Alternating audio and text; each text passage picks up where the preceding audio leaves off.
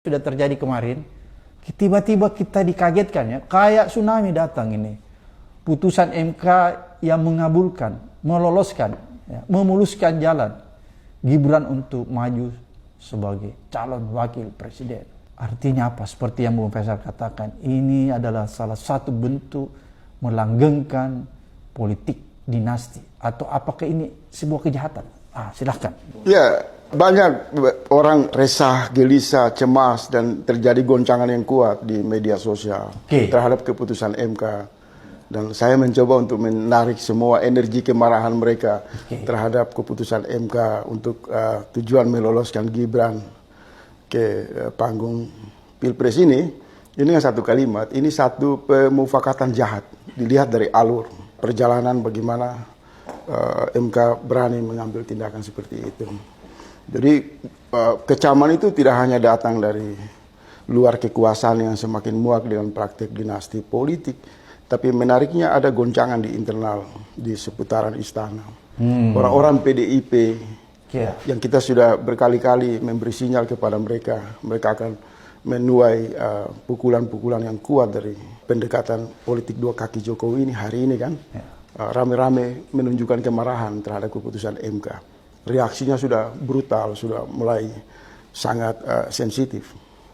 Jadi harus dilihat ini bukan peristiwa biasa, tapi semacam lompatan yang sangat jauh yang dilakukan oleh mungkin ya persekongkolan antara Jokowi dan ipar presiden. Dengan siapa? Ipar, adiknya kan, adik ipar. MK. Karena keputusan ini tidak dilihat secara kolektif. Ini semacam berdiri secara tunggal. Iya, karena ada beberapa hakim konstitusi. Dan beberapa hakim itu diantara salah satu yang saya nggak mau sebut namanya mengekspos ke ruang publik. Ada semacam paksaan yang sangat kuat sekali dilakukan oleh Ketua MK. Jadi ini keputusan Ketua MK yang sesungguhnya adik ipar presiden. Maka publik membaca Mahkamah Konstitusi yang diplesetkan menjadi mahkamah keluarga itu memang sudah benar-benar terjadi dan mempermalukan seluruh akal sehat dan nurani publik.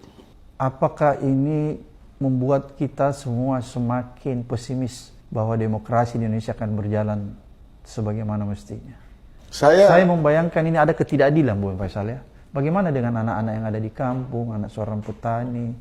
Tidak akan mungkin dong dia bisa menjadi... Ya, praktek kejahatan atas nama pendekatan sidang di Mahkamah Konstitusi ini kan pengkhianatan terhadap konstitusi. Karena konstitusi hadir untuk bagaimana memastikan rasa keadilan bagi seluruh rakyat Indonesia.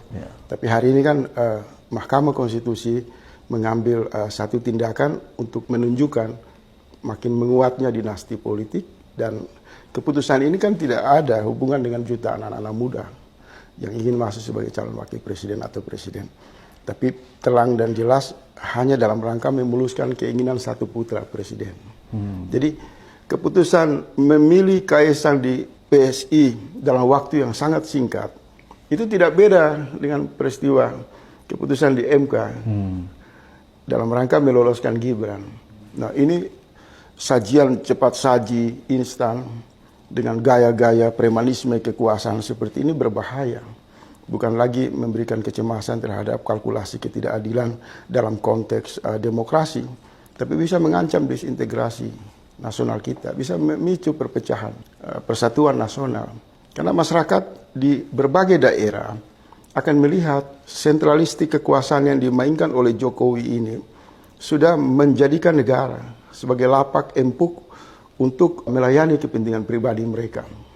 Tidak lagi untuk bertujuan melayani kepentingan banyak orang.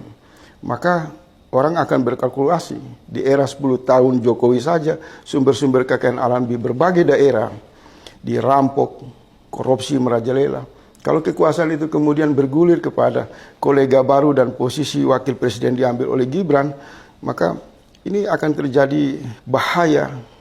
Sumber-sumber kekayaan alam itu atas nama legitimasi negara yang dibuat secara ugal-ugalan ini bisa menjadi pintu masuk untuk oligarki mengeruk sebanyak mungkin. Maka daerah-daerah itu akan menjadi miskin, tertinggal, dan lain-lain.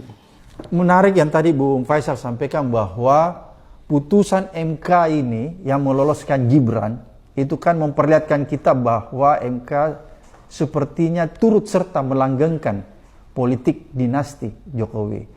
Apakah dengan kejadian ini seperti tadi yang Anda katakan itu akan memicu desintegrasi? Iya, kalau kecemasan itu kan muncul dari luar panggung MK. Tapi kalau membaca proses keputusan di MK itu, kekacauan itu justru ditegaskan oleh mereka yang ada di dalam internal MK itu sendiri. Bahkan salah satu hakim Mahkamah Konstitusi mengatakan ini baru pertama terjadi dalam sejarah hidupnya selama dia berada di MK. Keputusan yang dibuat sangat cepat, konstruksi hukum yang dibangun itu akal-akalan dan lain-lain. Mahkamah Konstitusi ini kan menjadi instrumen yang strategi dalam bernegara. Tujuannya mengawasi lalu lintas penegakan konstitusi. Nah, hari ini konstitusi tunduk di bawah bayang-bayang kejahatan, praktik kekuasaan dinasti politik.